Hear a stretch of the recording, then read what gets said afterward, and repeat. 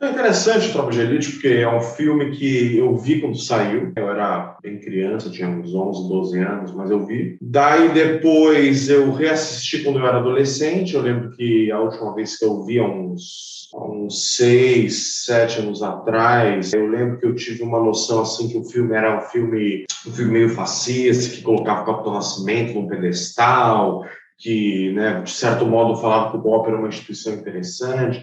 E agora que eu revi, eu vi que não, que na verdade o filme ele tem um problema, mas que eu não acho que é um problema. Na verdade, acho que só tem interessante no filme, que o filme ele não tem bem assim uma linha narrativa muito bem definida, sabe?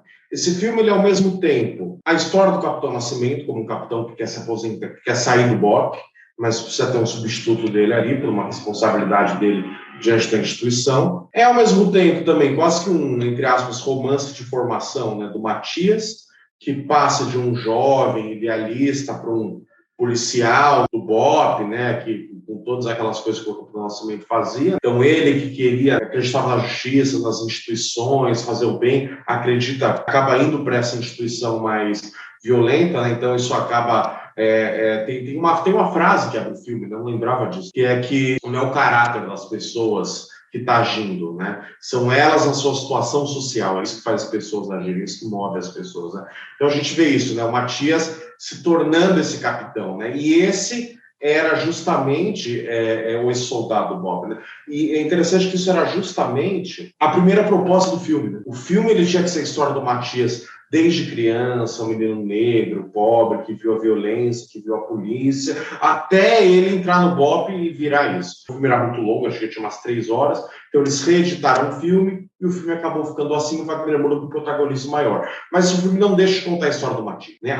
O fio narrativo, né? O personagem que se transforma, que tem a transformação dramática, é o Matias, esse personagem. E terceiro, é um filme didático. É um filme que mostra, um filme que é um retrato, né, pelo menos da época, né, hoje em dia já mudou algumas coisas, mas é um retrato de como era a violência do Rio há 15 anos atrás. Falando dos jovens, a faculdade que consumiu muita maconha, falando do vínculo entre políticos e traficantes, né, do traficante que pode até deixar uma ONG entrar ali, mas ele também, se pisar no calo dele, ele já mata todo mundo. Falar do policial comum que se corrompe porque ganha muito pouco, não vai se arriscar. Falar do BOPE, que aparece como uma instituição que é incorruptível, mas também é um completo assassinato de qualquer ideia de cidadania, né? Então, é um filme didático, assim. É um filme que é quase como uma aula, né? Ele explica, mais ou menos, o Padilha tem essa característica, né? Isso aparece em outros filmes dele, o Ônibus 174, e até o Robocop que ele fez, né? Também ele sempre faz mostrar vários pontos de vista de uma questão só, né?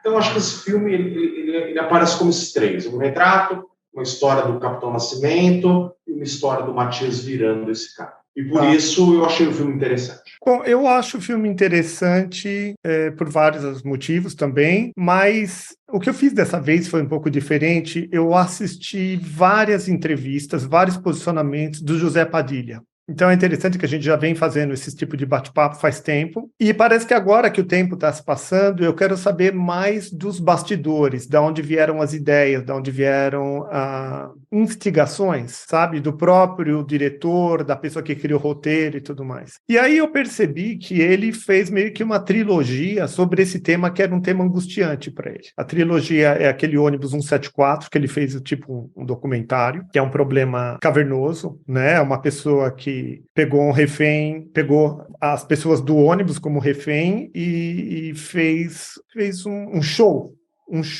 mesmo, um espetáculo a céu aberto, com a polícia e todas as pessoas junto, foi filmado na televisão e nunca teve alguma coisa tão explícita assim, porque o ônibus é todo de vidro, então as pessoas puderam ver. Aí ele fez o Tropa de Elite 1, ele fez o Tropa de Elite 2. Então, assistindo esses 3 filmes, aí eu acho que se tem uma boa ideia do que o camarada pensa. E, além disso, ele foi na televisão, nessas entrevistas, que nem eu vi uma entrevista dele com a Maria Gabriela e vi uma entrevista dele com o Pedro Bial, do qual ele aponta os políticos de uma forma feroz, ofendendo, assim, de uma forma muito direta. E ele, eu não sei, eu acho que ele cavou mesmo na alma dessa imundície humana que existe no Rio de Janeiro, nessa politicagem, nessa roubalheira e tudo mais. E eu não sei, a partir de ter visto tudo isso, eu fiquei meio angustiado. É como esse nosso país e nossas instituições, principalmente no Rio de Janeiro, que é onde ele está apontando, estivessem muito sujas, sabe? O policial, ele é corrupto, ele cresce em meio à violência, o bandido, a pessoa lá que sequestrou o ônibus, que fez o que fez, é vítima também, porque ele nasce na violência e ele é abusado desde a infância pelas próprias instituições nacionais. E aí parece que eu fiquei com uma sensação muito ruim. A gente que tem falado de sociedades opressivas, eu nunca tive uma sensação tão forte que a gente vive numa sociedade muito feia. Te fez alguma coisa assim, esse filme?